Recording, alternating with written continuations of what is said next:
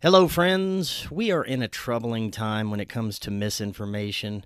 Here at Forbidden Knowledge News, I've always taken an unbiased, open-minded, and responsible approach to presenting my own theories, and the views of our guests do not reflect that of my own.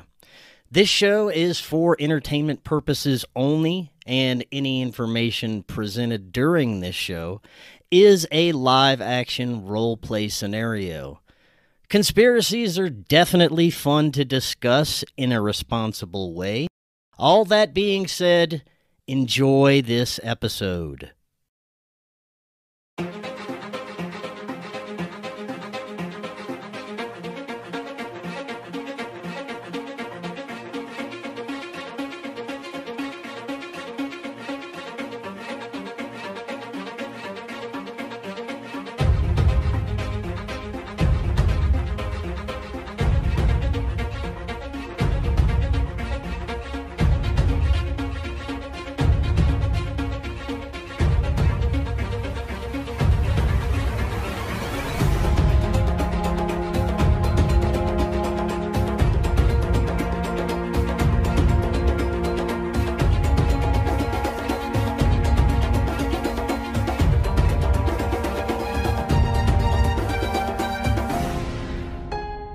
Welcome back to Forbidden Knowledge News. I'm your host, Chris Matthew. Today my guest is Brandon Barnett. First, check out Brainsupreme. Brainsupreme does contain the highest quality ingredients, so you can start your microdosing journey guaranteed. Go to brainsupreme.co/discount/FKN15 and you'll get 15% off your entire order. We also have that link for you right in the description. Also, watch the Forbidden documentary, Occult Louisiana, available on Tubi and multiple streaming platforms. A great way to help us finish producing our upcoming film. Also, get a Rokfin premium membership, rokfin.com/FKN+. And always be sure to download our podcast episodes directly through Spreaker.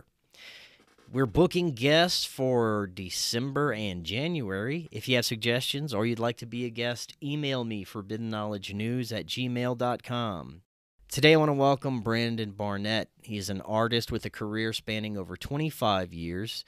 He recently launched a marketing firm, and he is currently creating amazing works of art that can be seen at Soldier Media on Instagram, Twitter, and TikTok. As a child, he was part of the Gate and Pace gifted programs. Today he is here to share his experiences that he was subjected to through hidden special access recruitment operations. Brandon, welcome. How you doing? I'm great this morning. Thanks for having me on, Chris. Thanks so much for coming on. I really appreciate it. You've got some very interesting testimony to share with us today. And doing the show, I've spoken with many that claim to have been a part of some kind of CIA or Black Ops Special Access programs, everything from mind control experiments to even assassin creation, secret space program. I've never spoken with anyone who's been a part of these gifted programs that can actually recall some of the traumatic events that they have been through. So I'm very much looking forward to hearing your story and sharing this. This is a very important topic, especially if these kinds of things are still occurring. Before we get into this is your first time on, just tell us a little bit about yourself and your work. Yeah, so I've been a professional artist for 27 years. I got an early start right out of high school. I pitched a product, and the company in the pitch meeting said, "Do you just want a job here?" So I've been in product development for a little over 25 years. It's been a passion of mine. I went to art school for it. I had a marketing firm for 10 years recently. I just closed a couple of years ago. And I think that actually ties into my story. In fact, I think my whole career does. So I started my career in the exports industry, and I think that's going to be relevant in our conversation. And I would like to preface by saying that what's going on here is something that's new to me. So I am not somebody that made a claim that I was part of the GATE programs. I do have receipts for you, by the way, so we'll see some things in writing. I'm not on a speaking tour. I'm not part of the UFO community. This is a genuine journey for me that began when I saw Joe Rogan say GATE program on TV. I was like, what in hey, that was my school program. So this started for me when him and Duncan Trussell did an episode together and talked about the GATE program. And I started realizing my career tied into it. So I'm hoping you and I have a very eye-opening conversation here, and I might get some good feedback from you, some additional information that you would already have from people that you've spoken to in the community. And I'm hoping that I get some answers today. Right on, man. Well, like I said, looking forward to getting into this. Tell us, as far as you know, how did this all start for you? So I have kind of an interesting life path, and I'm not saying that like I'm cool. I've had to sort of analyze it under a microscope lately. So where this began would probably be Alaska. It ties into my story that I was born in Fairbanks in 1979. Pardon me. During a total eclipse. And so you can look that up, the 1979 solar eclipse. It's well documented. It just happened again in 2017. And the reason I bring that up is it turns out that part of this GATE program began out of Alaska in the 70s. For me, it began in kindergarten. So when I said interesting life story, I hope it's not too tragic for people to be interested in. But part of my story is that my mom and dad met on the Alaska pipeline. My mom's first husband was a race car driver, so she knew how to drive trucks. She was up there making money on a CDL as a truck driver, met my dad, who was a foreman, and I was born in Fairbanks. But the reason that it matters is she left when I was 1 without telling my dad, moved to Southern California to a bad neighborhood, and said, if you want to see your son, you have to come here. So for me, I ended up in a Montessori school in kindergarten. It was called McKinley School, which is also relevant to the story, in my opinion. Now, for those that aren't familiar, what's a Montessori school? A Montessori school would be like a preschool and kindergarten that maybe your parents pay for, maybe is just offered in an area, but it's, to put it lightly, it's just sort of an upgraded experience. They pay a little more attention to the kids. It's a little more interactive. We had maybe better classrooms. So it's kind of like private school, I guess, because the parents might pay. And so I was tested in kindergarten. I got transferred to a special room in kindergarten. I have the receipt for that.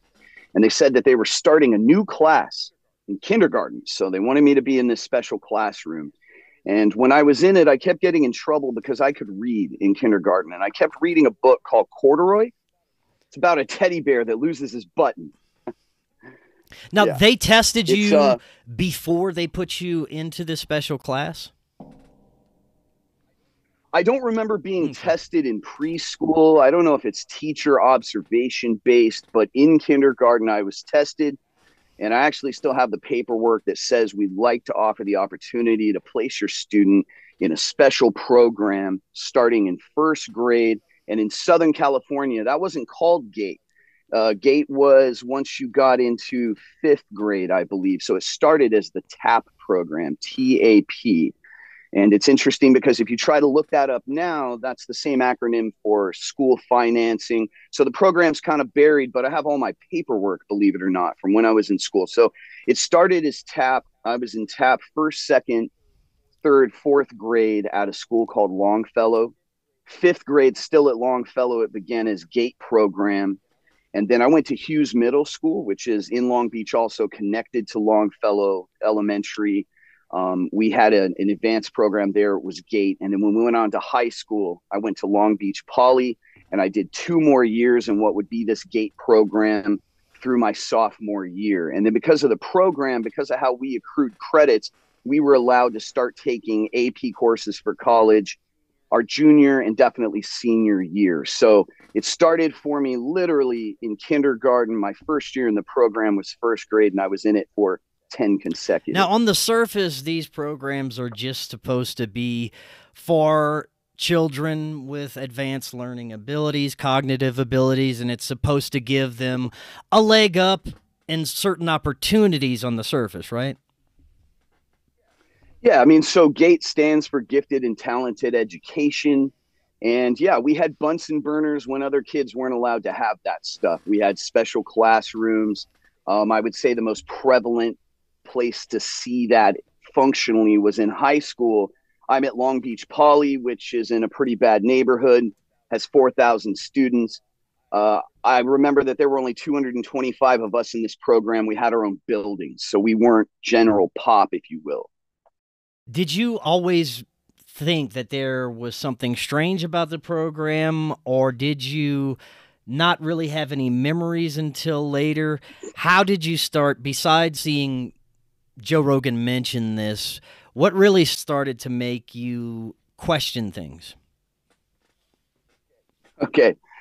So when I closed my marketing firm, I took 25 years experience in Photoshop and Illustrator and being a punk rock artist. And I took that energy and I took this free time I had and I started making personal art for the first time since probably art school.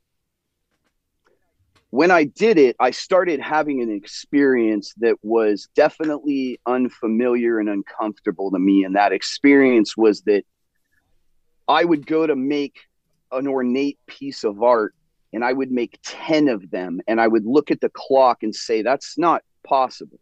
I've been an art director for half of my life. I've been very serious, dedicated digital artist for over half of my life. And I would look at this amount of work and say, this isn't possible. And I noticed it was kind of an out-of-body experience. And it continued down a path where that started getting more intense to the point that when I sat on my computer, I would go to do things I wanted to do inside my Photoshop program, my Illustrator program, trying to achieve this art. And it was almost like my computer or my mouse or a force was fighting me. And one day I jokingly said, do whatever you want. And I'm not a Ouija board kind of guy, but I watched that mouse move around on the screen a little bit and it freaked me out. And a few months later, to directly answer your question, I had a vision, and I am not a person that has visions. I am not prone to such things. And to make it more meaningful, it was witnessed by a person watching it happen to me that I was describing everything I was seeing to. And after that, I started analyzing my life under a microscope in a way I never had and looking into my past for what might connect to this. And it was days later that the GATE program started popping up all over the internet, and it did mildly trigger something in me, and I started having flashbacks of interesting times.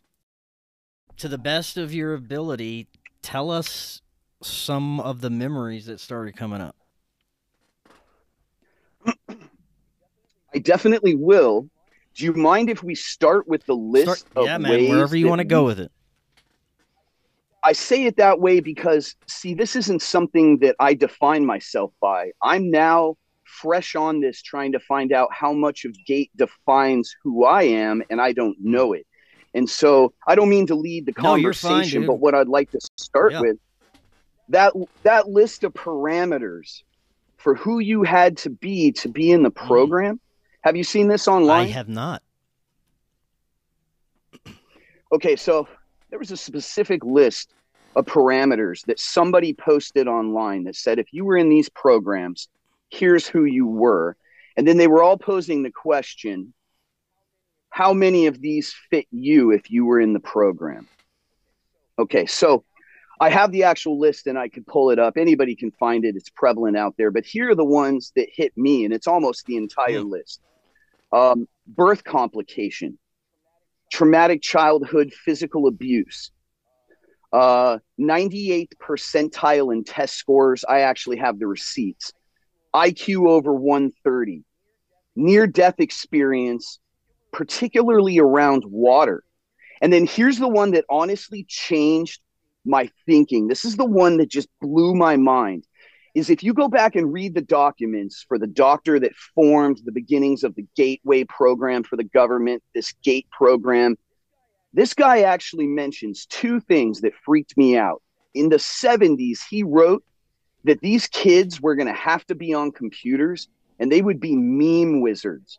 And while the first hand-drawn meme was in like the 1920s, they didn't hit computers till 2000. This document was written in the 70s by my understanding. And if I remember correctly, it's on CIA.gov. I'll even try and give you a link or a copy of it. But if that was written back then and they knew that, that'd be one thing. But he mentions in the preliminary documentation for the program that these people were actually tested, the same group of gifted they're looking for, back in the 60s. So his program was standing on the shoulders of someone, and he mentioned that they from the 60s were monitored their whole lives. And here's what I was leading up to, is on that list of parameters, it said that the people in the program, the males, would at some point in their college years date a Jewish art student, have a girlfriend that is a Jewish art student. That's pretty specific, man. It's pretty specific if you're writing this ahead of time. And when I first heard it, I went, oh, weird, that doesn't fit the list. And then I realized I read it wrong. It doesn't say that she would be in art school with me. It doesn't say that she would be at a Jewish school and be an art. It said that she would be Jewish and an art school student. The woman that I married, my first wife, she was Jewish. I celebrated with her family. I learned the traditions, and she went to FIDM, School of Art and Design, out of LA. Shit. It's the big one. Wow. What are the fucking chances? And Chris, I had to ask myself, bro, in real life, I had to ask, is my life scripted? So you mentioned something interesting, and I was speaking with a guest the other day. It wasn't about anything having to do with this, but he had mentioned that he was born in the caul, which means he was born in the amniotic sac, and now he supposedly has strong psychic abilities and is able to channel and all these things.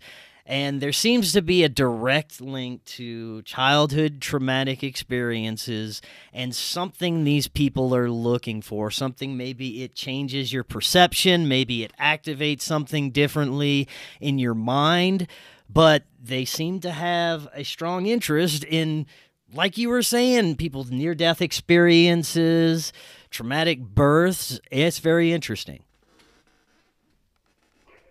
Well, so I didn't mean to deflect your question. Let me come back to it. You asked me what I was remembering, and I had to preface with what I did because that was the start of the journey of what I was remembering. I want to clarify for the audience that the GATE program hasn't been a big deal to me this whole time. I thought it was weird. I've got some weird receipts I keep talking about. I can't wait to do show and tell with you. But the reality is that this wasn't defining me. It wasn't something I thought about. And then all of a sudden, I started remembering things with great clarity that caused me to question. So let me go in order. Traumatic birth.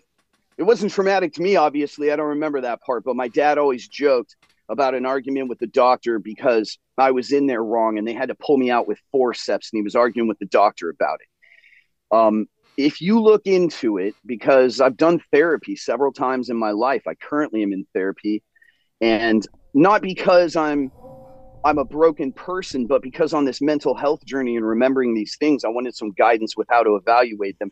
And apparently that stress right at the moment of birth can actually change somebody. So when I was in third grade, I was already in these advanced classes, and there was a group of cool kids, and I was friends with them at school. But outside of school, I lived in a really poor neighborhood of Long Beach. The moms didn't like coming there. They didn't get along with my parents. So it was awkward for me. But I got to go to the beach with these guys. They were very cool to me. We listened to some Weird Al Yankovic because it was third grade and we're having a great day. But then I wasn't given fins or a leash or a boogie board. I was given a half a broken bodyboard with no exterior. So we're talking a piece of bodyboard shaped foam. I got caught in a riptide and sucked so far away. I didn't know which direction to walk back. I was panicked. I was a little kid. I had no wherewithal. I'm just panicked all the way through the experience. And then I get yelled at by a mom who was like, "Where did you go?" It was traumatic to me at the time. here's where it's interesting, because I'm not a person that just wants to air out my traumas online. That's not part of my journey. But it said in that documentation who they were looking for, what they wanted to find in these people, and I'll share that in a moment. But it specifically said that it became more prevalent through trauma, because when the children were abused, when they were panicked, when they were cornered, and I've read this document several times, it says if they have the ability to do something, it will often manifest out of necessity. I didn't have anything like that happen to me when I was a little kid. But what I did have is somebody break into my parents' room at my first house when I was 5 years old. I witnessed the entire thing. This person made eye contact with me. The crazy part is they only went in my bedroom. Then they went back out the window that they came in, and they didn't steal anything. Police came. There was a report. I mean, this was a real life incident, not a dream. My family talked about it. Yeah. That continued throughout my life. Wow. And when I started remembering things, I realized there was a second time and then a third that maybe this same looking gentleman broke into where I was living. And these are 3 separate domiciles. No shit. So I had never connected these things in my head, because let's be honest, life is fast paced.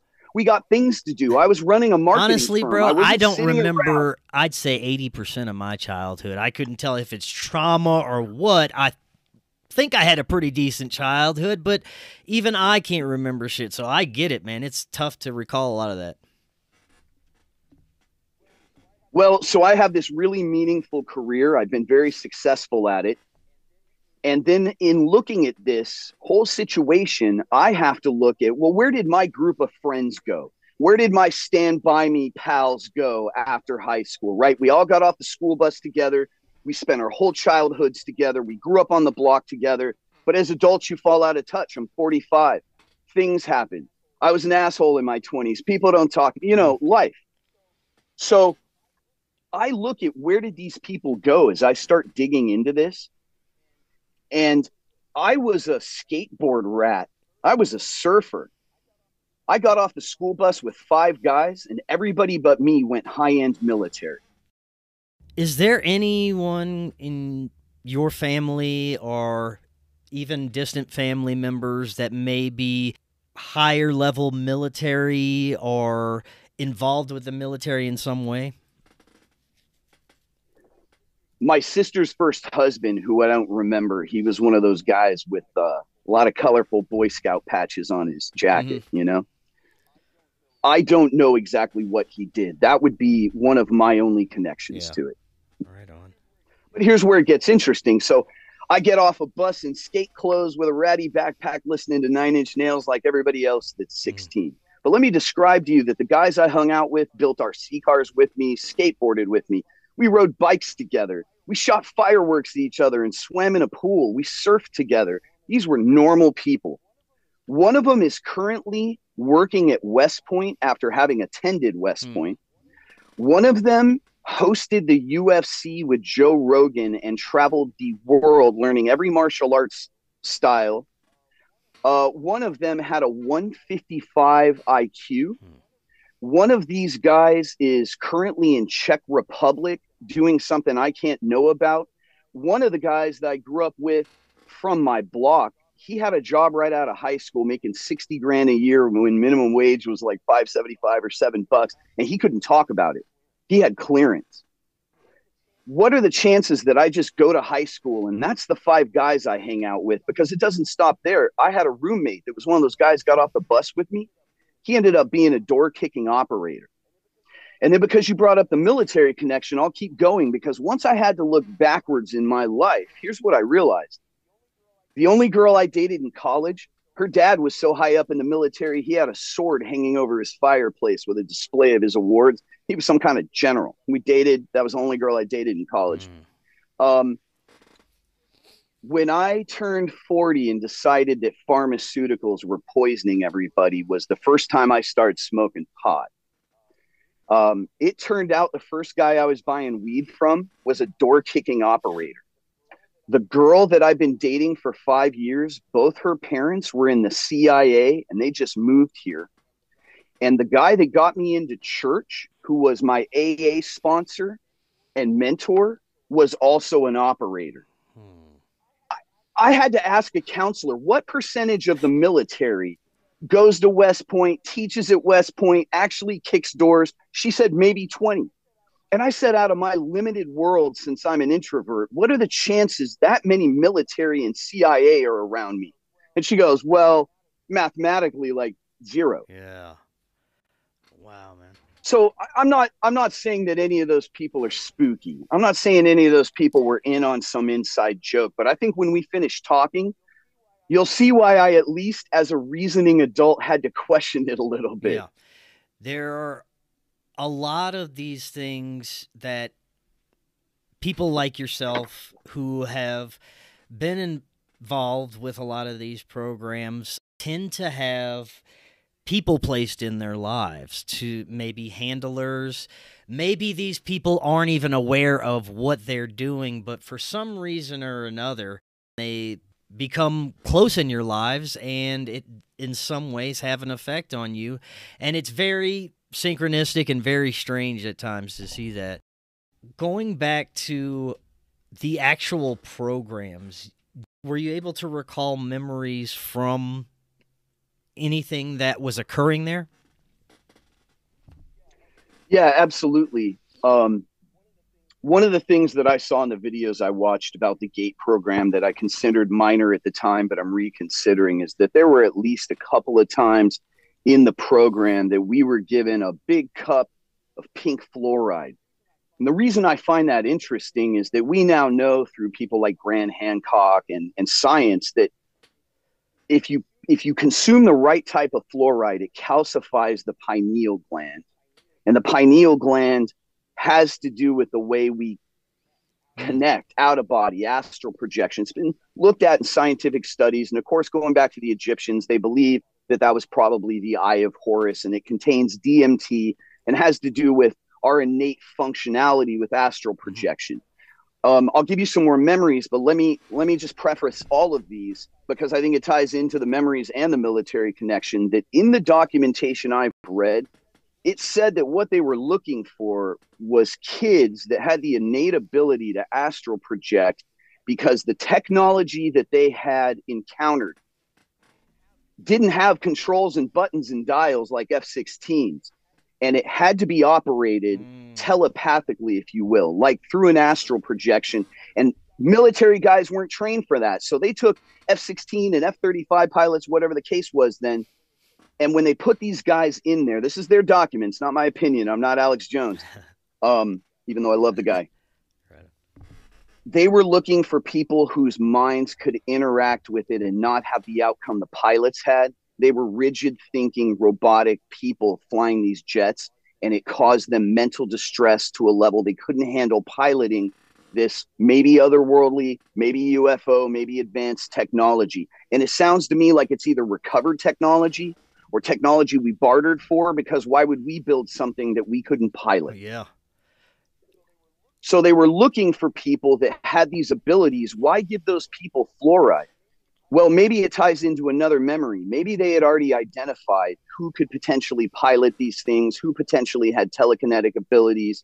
And maybe they wanted everybody else to not be competition, not be a problem, and not figure it out later. If we know fluoride is so bad that right now today they're making it illegal in water supplies. The first time it was used in water supplies was in Nazi camps. We know it pacifies people. Why give it to the bright kids you're testing? Well, one of the memories, and I even saw pictures of it online, is they used to make us listen in sound labs, off-site, maybe even off-campus sound labs. And it was audio testing. It was specific tapes. It had specific images on the cases to these big 8-track tapes. They had us listen for tones, and people that weren't our teachers would have us identify what tones we could hear. And then they played these repetitious things to us. And to this day, I hear one of those tones. I heard it yesterday. I've heard it my whole life. Did they tell you that it was fluoride that they were giving you? Yeah. Yeah, it was under the guise, or it could have literally just been, let's educate you on how to take care of your teeth. Somebody came in and gave out samples. You got a free toothbrush that was a dinosaur. But they started doing this in my kindergarten class. We did it in first grade, second grade, third grade, I believe even fourth. How many years does it take to learn to brush your teeth? I don't know. But we had to take this pink drink.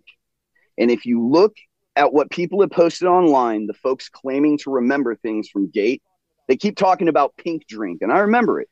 Could it be possible that it may have been some other substance, maybe an entheogen, or maybe some of it was fluoride, some of it a placebo, just to see the effects that it may be? I don't know.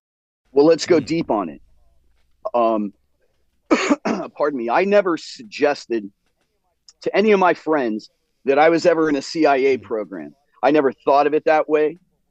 But when I read the documentation, it's pretty clear that under the umbrella of MK Ultra, for national security reasons, they wanted to manage intelligence assets, and they considered high intellect, high test result driven people to be part of national security. So these programs were started to identify those folks. If we could talk for a second about a memory, I think it ties it all together. Yeah. So let's go deep for a minute, because I think this explains the drink. In the documentation I've read recently, it connects to this memory because it says in MK Ultra, but it says specifically in this program, some of the kids could be exposed to, say, LSD. It lists other things, and I'm sure they have other things. But we know factually now, through Freedom of Information Act, Congress has discussed MK Ultra was, of course, real. No one disputes it. And they did test using LSD. One of my strongest memories in life, and to answer your question, from those times, I have a repeating dream. And you have to wonder if they couldn't give kids at school a delay reaction substance that affects you in your sleep, that affects you later that night. And who would believe a kid? Kids see weird things, talk to imaginary friends. They have weird dreams. So you go to sleep, you wake up screaming, your parents tell you to go back to bed. So the actual memory that I have is the only repeating dream that I've ever had in my life. And I'm literally starting to question whether it was a dream. So that first house where someone broke in, I'm laying in my bed, it's first grade. All of a sudden, I'm called outside. I go out my front door, I turn left, and I look over my neighbor's house. And the first thing I notice is it's completely hush. There's no people, there's no wind, nothing's moving, there's not a cat walking by. It's still. And there's like an artificial light source above me. And then I look across my neighbor's roof, and I see what I could only call a UFO. A pretty clear, classic kind of UFO, a big one. The next thing I know, I'm on it. Now, I'm not a person that goes around claiming to be abducted. This is something I've been reanalyzing now, but this is the only repeating dream I've ever had in my life, and I had it a lot of times. And it was something I told my girlfriend about. I just didn't think about it in this paradigm. But so now I'm on this ship, and I'm in a big room, and there are 3 frogs wearing what I would call robes. And they hand me about a foot-tall brass ring with 3 cubes Hold on, on did it. you just say frogs in robes? Now, this is crazy, dude. I don't know if you've ever heard my story about my first contact experience through meditation. No, sir. Sure. Can I hear it? Well, it was the first time that I had ever experienced anything that you might consider paranormal at all. Meditative experience. It's a long story, so I'll make it short. I made contact. Something started speaking through my mind, and I now have an understanding that it's possibly my higher self that was speaking to me. But what happened was, this experience led to this career, actually. It really changed my whole life. It was a couple-hour conversation with this thing, and it really was trying to get the message out that I needed to heal childhood trauma, quit my job that was toxic, and start this career. And it was very strange that this voice would have so much interest, but I have a better understanding of now what it is, I believe. But the next day, or it was 2 days later, I wanted to have this experience again because I didn't really totally believe it. I thought maybe, what, an acid flashback? I'm going crazy. I don't know.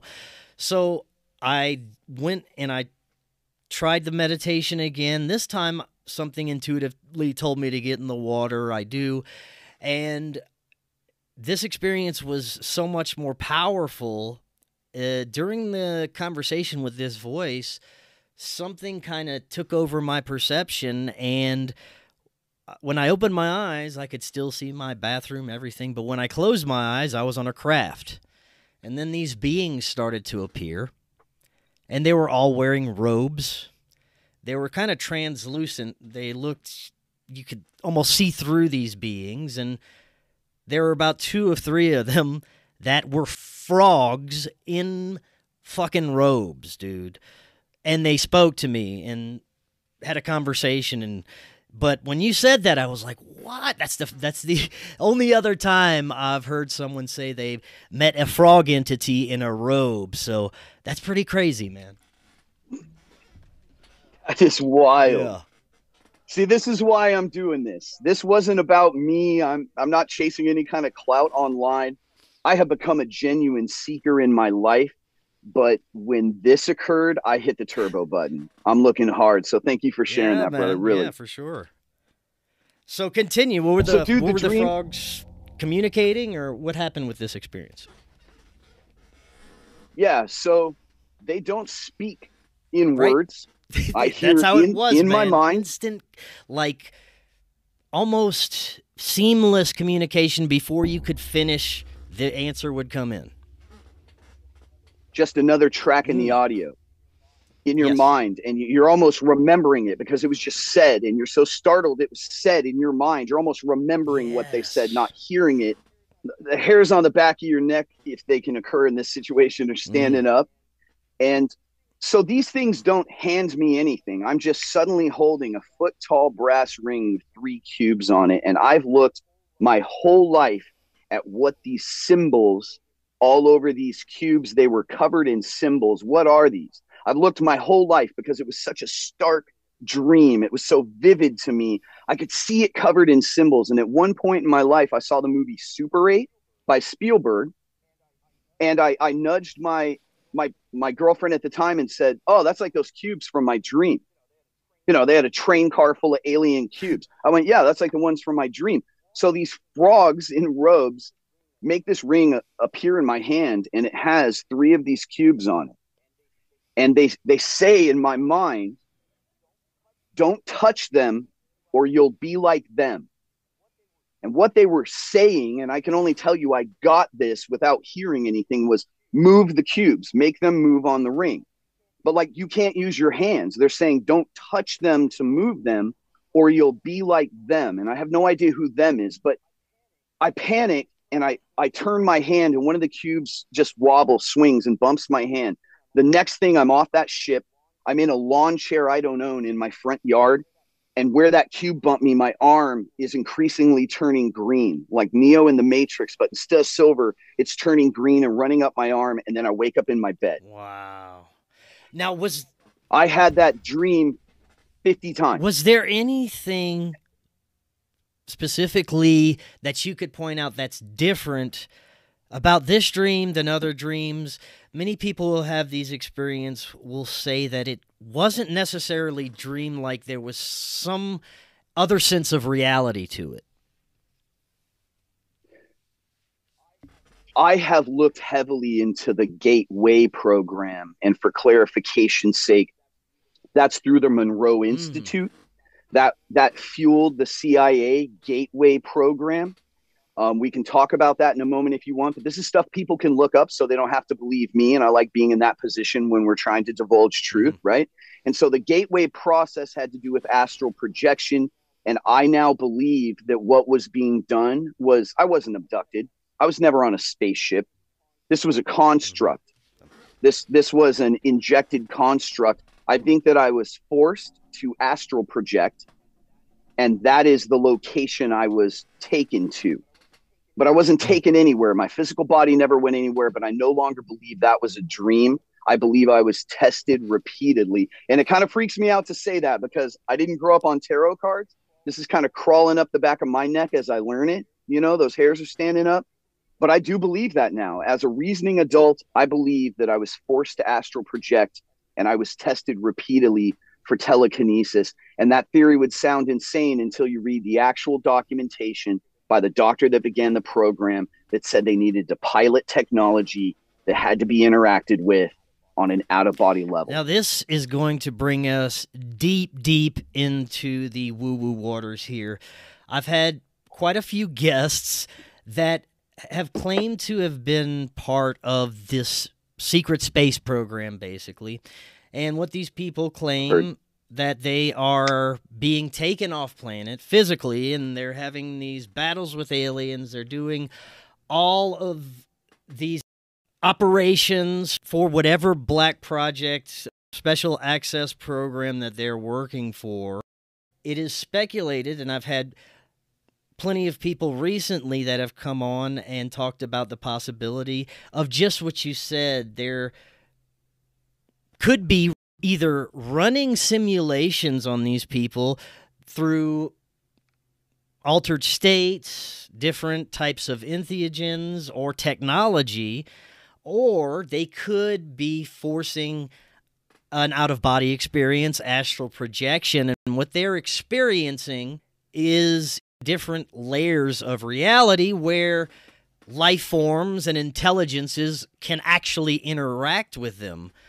And I lean towards that because I do believe that outside of our perception, there's an ecosystem of life forms and intelligences that can interact with us. And it's possible that what's happening here is these people are being groomed and trained to be able to essentially carry out missions in these different realms, which is totally sci-fi insane, but I think it's a huge possibility. Do you believe in Inception? Yeah, just like man. the movie that an idea could be implanted in your mind?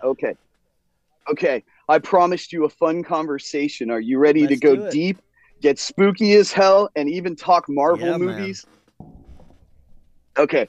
So let me, to be respectful to you, say I apologize for the smoking. This topic actually gives me jitters. It's all good.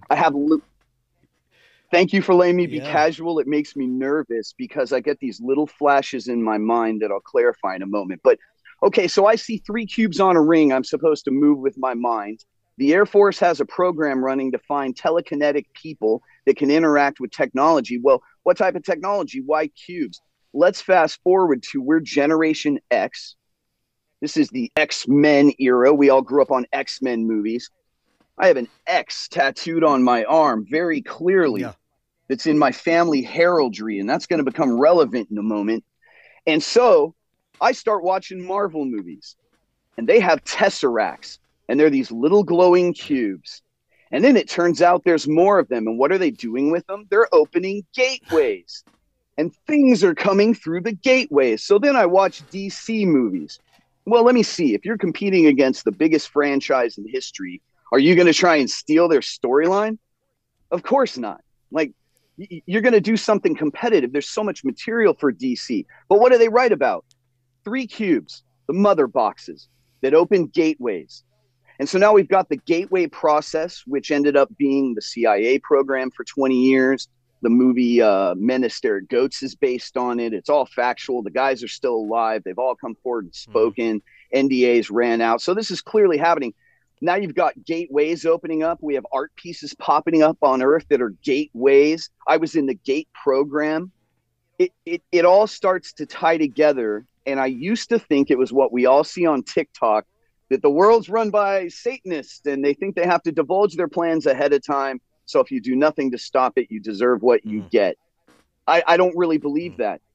I think that there's a good guy team, and they're using mass media to try and divulge truth and warn people. This is something that I love discussing and considering, the possibility that there is some other force at play that is essentially leading humanity in a certain direction through symbolism, certain types of media, and even certain people who are in positions of power that are playing certain roles. And I even go as far as to think maybe these people aren't even aware that they're playing a certain role, but the way things occur, there's a greater force that is pulling strings that may be causing us to become aware and move in a certain direction. Yeah, I think if we know anything from a metaphysical level to a raw science level, facts that no one argues about in the mainstream, everything has two polarities, always. Everything around us is magnetism. Everything we are, every piece of matter is a vibrating frequency with an electromagnetic field. The earth is a toroidal field, has one around it. Our atmosphere, if you believe in it, is a toroidal field. So if everything has two poles, isn't there always the light and dark struggle? I would think that there's always two competing teams, even if it's just mafias. There's always somebody that's got it and somebody else that makes room to take some, and they tend to compete over time. I have to at least consider, with all the information going around today, that there is some kind of mass awakening happening, like how a slime mold learns, and our organism on a physical scientific level is adding information to the place we all draw it from. I believe in the Akashic record, or source, or whatever people want to call it. And there certainly seems to be a suppression of information all over our physical earth. Why would you ever want to suppress your populace? Why don't you want the most functional, adept, bright, healthy people possible? Well, you don't want slaves like that. And so if we go back to base philosophy, I think the oldest philosophers have always argued to themselves and amongst each other, is this existence a school or a prison? So now I have to consider, even based in root philosophy, the basics, are we really here as this beautiful, unique being? Or does everything on this planet harm us, including spiders and snakes and bears and our own sun, and we don't have any claws? Could this be more like a labor camp? And then I thought, well, that's silly because the world belongs to us. But then I was shown something very clearly after having heard it on a podcast. We just had Elon Musk fly planes and give cell phones to an uncontacted tribe. Yeah? Okay, so we think that this earth is our domicile, except out of the whole earth, only 30% of it is populatable land. Not all of that's actually inhabitable, so we live on a very small percentage of that. And then within that area, we live almost exclusively, half now, in these tight little pockets called major cities. And on that same limited plane, somehow you have a guy getting on a private jet to have a custom cooked meal by a chef, using invisible waves to contact people all over the planet, and then get off that jet to get in $1 million automobile. And across this tiny little region we populate is literally a guy in like a loincloth shooting arrows. And so I say that because could the other 70% of Earth that we have nothing to do with, essentially, our oceans, could they be populated by things? I don't see why not.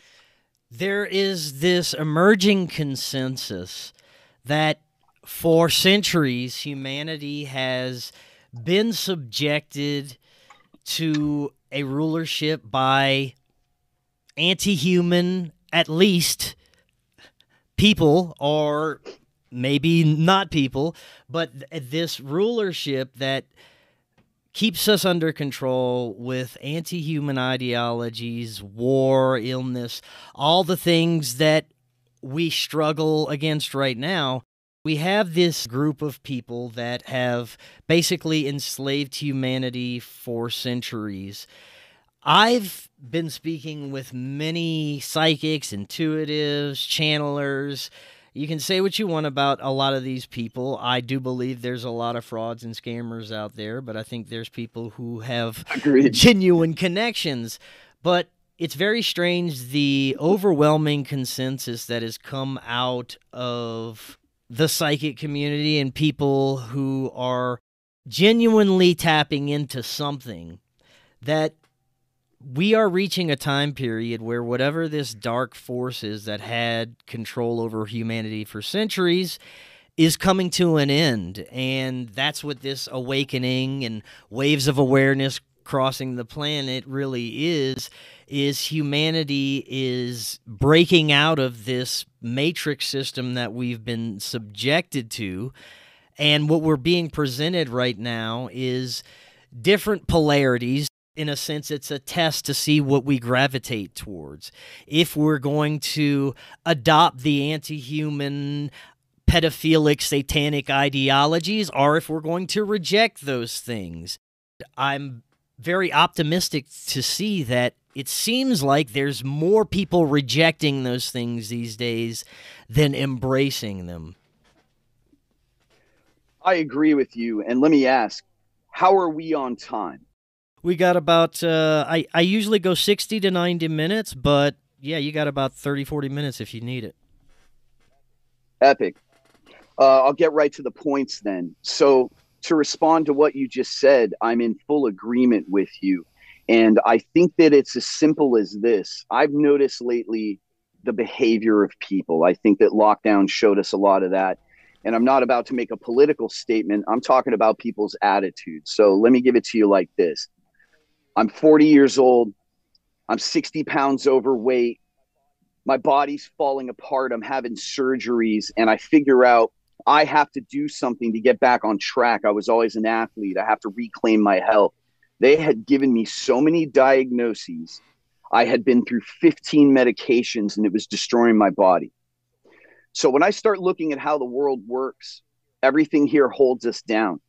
And the only reason that it happens, the only reason the IRS puts its foot on our neck and pharmaceuticals can poison people their whole lives is because we allow it.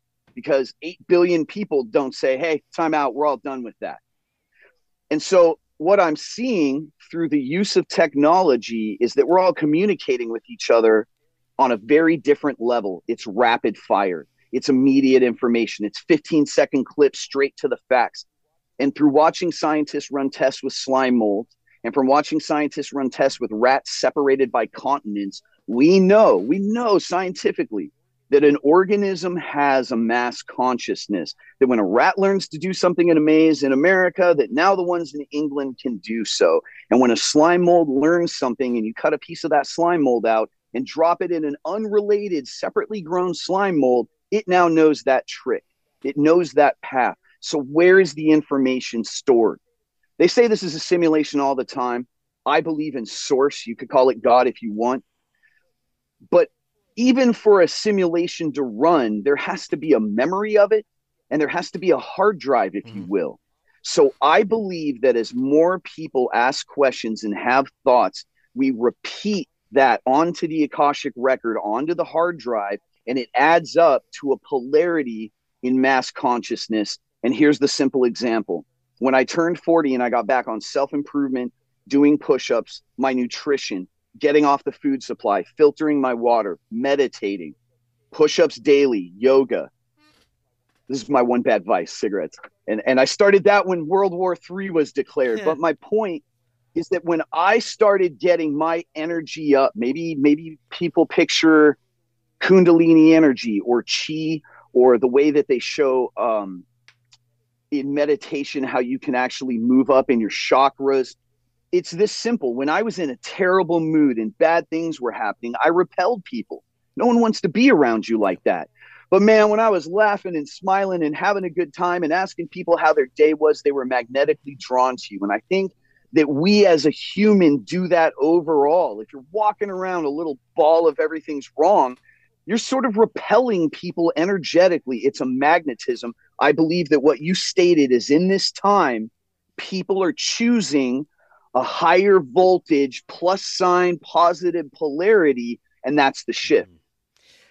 Yeah, I think our reality is formed by our perspective and our collective perspective. And I like what you said about the hard drive, and I do believe in source as well.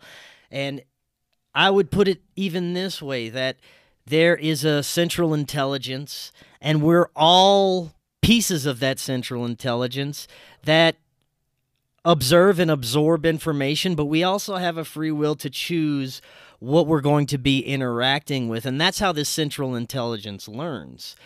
And as we are presented these different polarities, we can decide what we want to align with. It seems like progressively we are choosing to align with the good, with the light. It may have taken some time, but I do see things overall getting better for humanity. I think it's a very important time that we're in overall as well. Now, I wanted to go back to your experiences for a minute, and you said that you had some career highs that may be tied into everything. Yeah, so this isn't bragging. I'm really grateful for my career. But there were a few moments in my life where it felt like doors were held open for me. And I wouldn't talk about it as though I've been blessed, as though they were guiding it for my success. And I'm not a wealthy guy. I'm just a regular graphic designer, man. That's what I do, is marketing. But I come up with an idea, and it was the first time I remember the idea just sort of being handed to my brain. I'm 17 years old, and I invent a dual viscosity skate wax. I drive my dad crazy, ruining the kitchen, melting crayons and canning wax and coming up with a formula. I talk to manufacturers, distributors. When I turn 18, thinking they'll take me seriously at that age, I go to the biggest skate distribution. It's in Southern California. I pitch my product, and they say, "Do you want a job here?" Now I'm working with OGO bags. I have my own backpack line. Now I'm redesigning big lines in this skate industry. I'm up the street from World Industries, which are some of my heroes. I'm in iconic Huntington Beach. I'm selling products all over the world, protective gear, my own line of gloves and helmets. It's like the doors were held open. So then I go to art school. I get a call. "Are you still doing what you do?" My ex-boss became a Hollywood movie producer. He brings me out to his new movie studio. He sets me up with an investor, and I have a clothing line come out. And it made it all the way to mannequins in Pacific Sunwear. My friends are taking pictures of your clothing lines in the mall. There were these crazy career highs, but that's not what it said in the paperwork. The reason I was looking at those is it talked in the paperwork about these people, meaning me, having to be subjected to lifelong traumas. And every one of those opportunities, including I stood in the boardroom at Hasbro and pitched a game 15 years ago that's now a major part of the gaming community. Every one of those was taken away from me. Everything I ever built got stripped away. You could say that's any entrepreneur, but there were enough unexplainable tragedies that came out of the blue that I have to wonder, after everything I've read, like that they could map out a very specific person you date in college. Is the idea of inception possible?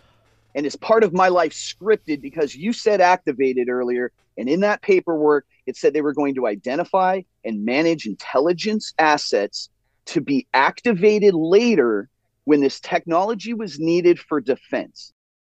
You believe it could be possible that there are different intelligence factions that have different objectives, possibly good and bad. Some of these are grooming children to be possibly working for the dark side, for dark intelligence operations, but there's also this other side that may be targeting children, but to essentially place them in positions that could make change for the better. Yeah, so let's talk about the UFO conference in front of Congress yesterday, and I'll wrap this in 1 minute.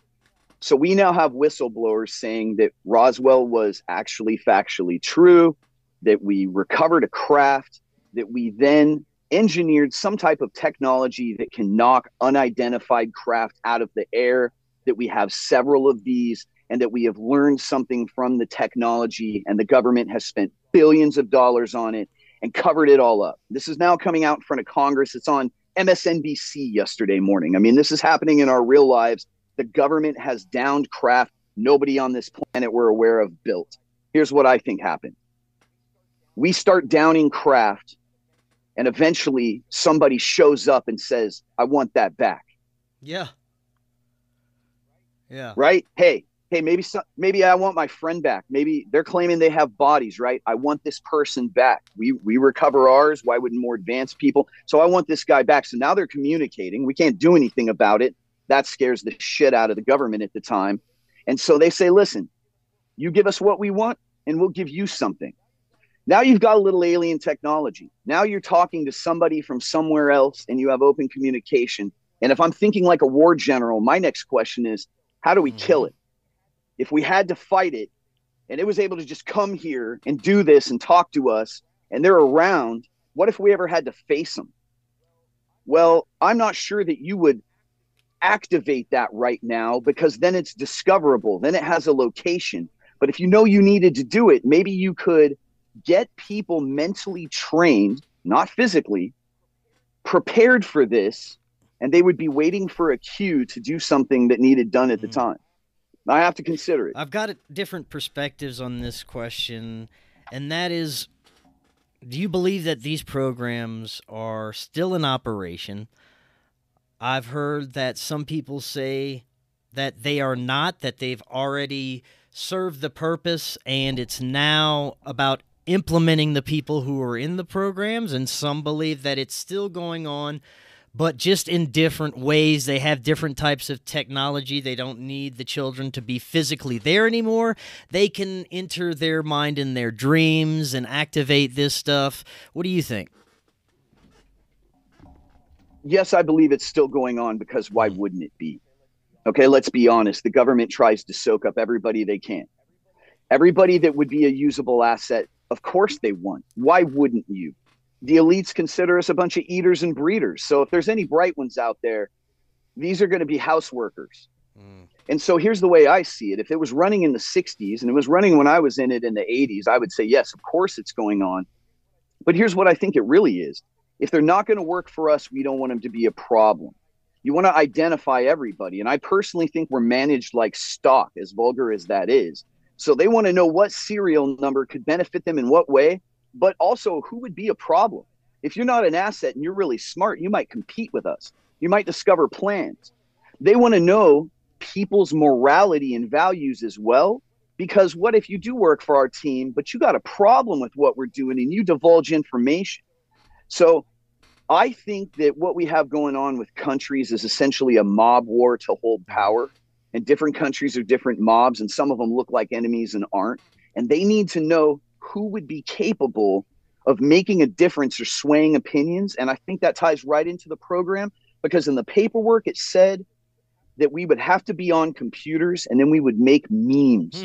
We would be meme wizards is what it said. Okay, I was in poor neighborhoods my whole life. Only my dad worked. We never had new cars. But when I'm 7 years old, I get a home computer and a programming book, and I'm coding. Wow. When I turned 14, my dad I had furniture with no legs on the chairs, and this guy buys me a full workstation, top of the line, new computer again. And right now today, if you go look at my Facebook, there's no pictures of me. There's no pictures of my family, my cats, what I ate for lunch, none of that. There's like 500 pieces of detailed art that's anti-establishment, anti-pharma, anti-big government, and has messages I felt were channeled through me about AI, technology, and wake up. It's pretty strange, man, that it fits this narrative that they wrote in the 70s, and it continues to make me feel like my life is scripted. Yeah, this is so interesting, man. I've got one more question for you before we close out. It's a very strange question, but do you often notice sequential numbers on a clock at specific times? Absolutely. It's only started occurring to me. Yeah. And I noticed it because I was in church for 5 years as a Christian believer, and I'm out now, if I could state it that way. But someone told me the Bible was so beautiful because it was so immaculately written, and that's why gematria is important. So I studied the Hebrew language, and it's strange for me because my name in the gematria calculator, in English gematria, my family was knighted in England. That was the heraldry. My name is 888. I was born at 8 a.m. during an eclipse. There's 3 8s following me around everywhere in my life, and all of a sudden I noticed every 333, every 444, right on my clock all the time, as though what I'm doing at that moment is at the correct marker on a path. Yes, go this way. Yes, 100%, man. I get the same thing with ones and twos. It's very interesting. All right. So if you have eyes to see, there seems to be this mystical connection to everything and everyone, that maybe this existence is more scripted in a way than we would actually like to believe. I believe we do have free will, but like I was saying earlier, I think there is a greater force that can tap in to certain people at certain times and possibly sway a decision or change the overall direction of that person's life, maybe for the better, maybe for a greater good, who knows? But this is definitely fascinating, man. Yeah, it's running deep in my life right now, and I know you want to wrap up, so maybe I could rapid fire Go just for a it, couple of man. show and tells you're good. that You got time. I think really I'll keep this quick. But first of all, I actually somehow came into having all my report cards, and I imagine you guys can't really read this too well, but if anybody was to look at that, it says up gate close. program. Yeah. And I only say that because I imagine that people are clout chasing online or something. But here is from McKinley School when they said I was going to change classrooms and that I was going to be in this special tested program. And here's where it gets weird. They just kept testing us for everything. Bro, I always got D's in math.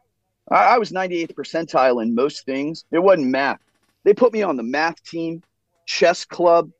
They had us after school program fitness. They made us presidential award, all the fitness. And what's really strange is that now today, if you went and looked at my artwork, you might call them political cartoons. And what's really weird is the first time I remember being in the school paper in second grade, I drew a political cartoon about the president.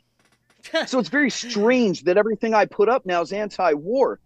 And see, the other thing is that later in school, in like second grade, they made us play all the time in the computer lab. And I say play because it sounded fun to kids. But part of this conspiracy with the GATE program ties into that game Oregon Trail. And my school taught a lot of Oregon Trail to our classes. Think about it. You died of dysentery, first grader? What this is, it's resource management. And it's bravery testing in a time of limited resources, right? And so they had us write a bound book journal in like first grade about how we would survive on the Oregon Trail. No shit. And then it's weird because I get a tattoo years later, and I'm not big on words. My tattoo artist fills a space by putting survivor on my arm. I didn't like have cancer or anything. So then it's really wild, bro, because when I get into college and I start designing, my line that they just called me and said, can we basically put it in the mall for you, came from a guy I had done a very specific logo for. I found that logo that I based mine on in a printed book in the Huntington Library. And now today, this flag I have hanging up, I see every day on the news because it's the Iranian flag center logo, that red mark in the center. My college design was based on it. A clothing line I did was called Genetics. Now all we hear about every day is RNA. My line that went into the mall was called Carbon 14. That's a very specific type of carbon we use for carbon dating. And I think we're finding out our whole timeline is a complete farce, a total lie. So then to finish up my show and tell, I began in church a project called the Soldier Project. I work with a girl that I won't tell her story because it's grotesque what was done to her. But out of her story, I end up making rubber bracelets. And the first thing they say is soldier, and I spell it S-O-U-L. This isn't a plug. It has I am right on it, just like source. And then later in my artwork, I start making pieces I'm given, and they say I am. And you'll see them. Look at her tagline I borrowed. I was built for this war. I wasn't in the military. I'm not some gung-ho guy. I've been wearing a bracelet that says soldier under a flag that says soldier with a skull and crossbones on it that contains an X, down with all crowns. This is memento mori. And then that turns out to be the Skull and Bones actual motto. I didn't know that. I didn't look into spooky stuff. This is from my college days. So my artwork, my companies I formed seem to tie into this narrative, even to the point that I've been lugging a classic car around for 25 years called a Nova. And soon, right now, anytime, there's about to be the first for many lifetimes and many more to come. We're going to see a Nova in the sky. And the last time it happened was the Carrington event. The Carrington event that wiped out all the telegraph cables on Earth. The History Channel's been saying if we ever have another Carrington event, it'll be a lights out blackout. Wow. It seems to all be connected, and here's the last part of it. So when I'm a kid, the dream about the frogs. Frogs are reptiles, or they look like them. Maybe I have that wrong scientifically, but in that realm, I become, as a kid, a fan of Ninja Turtles. And you think, well, so what? Well, I have a 4-foot Michelangelo statue in my studio that was a fun gag on my podcast. You're going to see where this is going. When I was a little kid, there was a painting of St. Michael watching over me, and tapes were played for me at night, repetitiously. I don't remember what was on the tapes. I remember some classic music. I remember some 50s music. But later in my adult life, as I'm doing other things, I get gifts for our shows. I buy jewelry. I end up with 4 pieces of jewelry given to me. One of them, St. Michael. One of them is the symmetrical cross that turns out to be St. Michael's cross, St. Michael's sigil. I'm not only wearing these. The first thing that I was obsessed with as a kid was Voltron. And that symmetrical cross is right on his chest. I'm sitting next to a giant, expensive Voltron also. And St. Michael, my Ninja Turtle, is Mikey. It's Michelangelo. And then I go pull this necklace out of my box. These are all unrelated pieces. Are you kidding me? There's the same exact piece I didn't even realize was on my ring. It's the cross on Voltron. It's St. Michael. And I got a 4-foot Mikey statue watching over me. Yes, dude. Maybe I'm just putting meaning where there isn't any. But after what I've experienced lately with the contacts and the single vision I've had, I'm starting to feel like something somewhere else wants to talk to us, and we have to let that in.